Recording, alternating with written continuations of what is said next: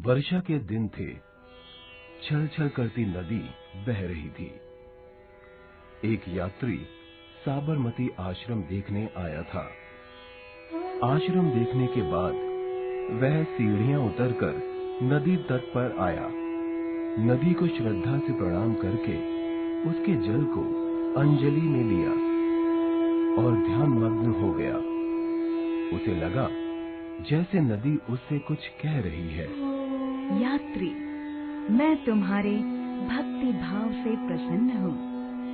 मैंने सुना अभी तुम किसी से पूछ रहे थे, यह कौन सी नदी है, कहाँ से आती है और कहाँ जाती है। तुमने मुझे श्रद्धा से प्रणाम किया है, मेरे जल की अंजलि दी है। इसलिए तुम पर प्रसन्न होकर मैं अपनी कहानी सुनाती हूँ। सुनो, मेरा नाम तो तुमने जान ही लिया। आजकल लोग मुझे साबरमती कहते हैं।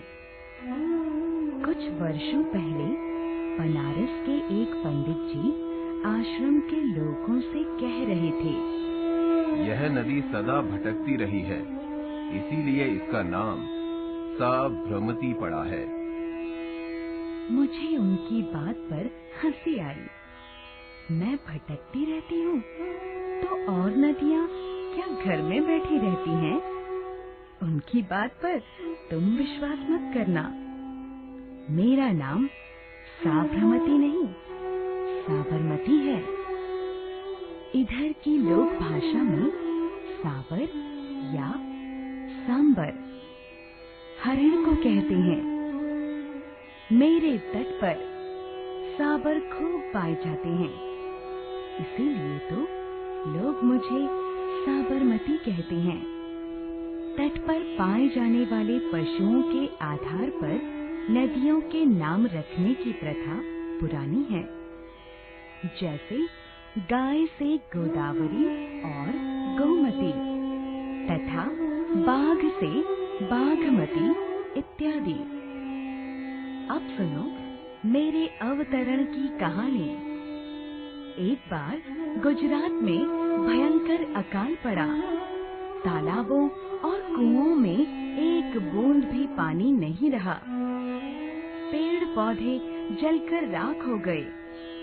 गर्मी से जगह जगह धरती फट गई और उसमें दरारें पड़ गईं। राजा अपनी प्रजा की रक्षा न कर पाए।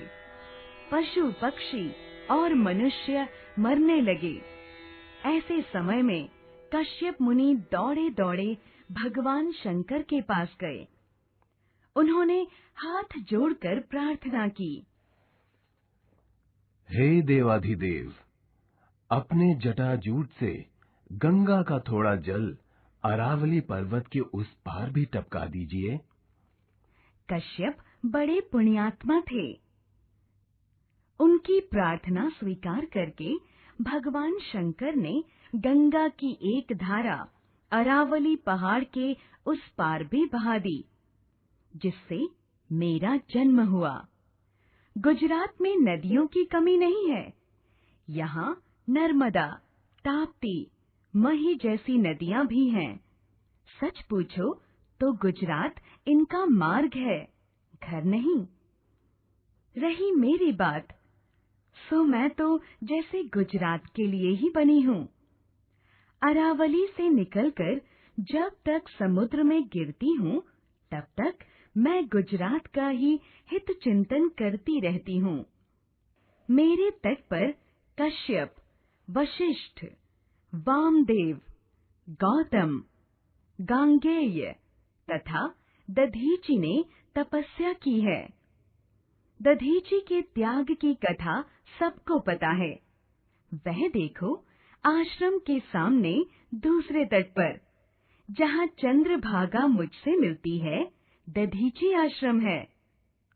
अभी अभी तुम जिस आश्रम से आए हो, उसके साथ भी मेरा नाम जुड़ गया है। लोग उसे साबरमती आश्रम कहते हैं। यात्री ध्यानमग्न खड़ा था।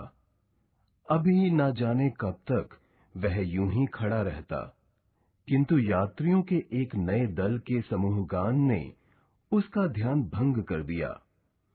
वे गा रहे थे, दे दी हमें आजादी बिना खड़ग बिना ढाल, साबरमती के संत तूने कर दिया कमाल।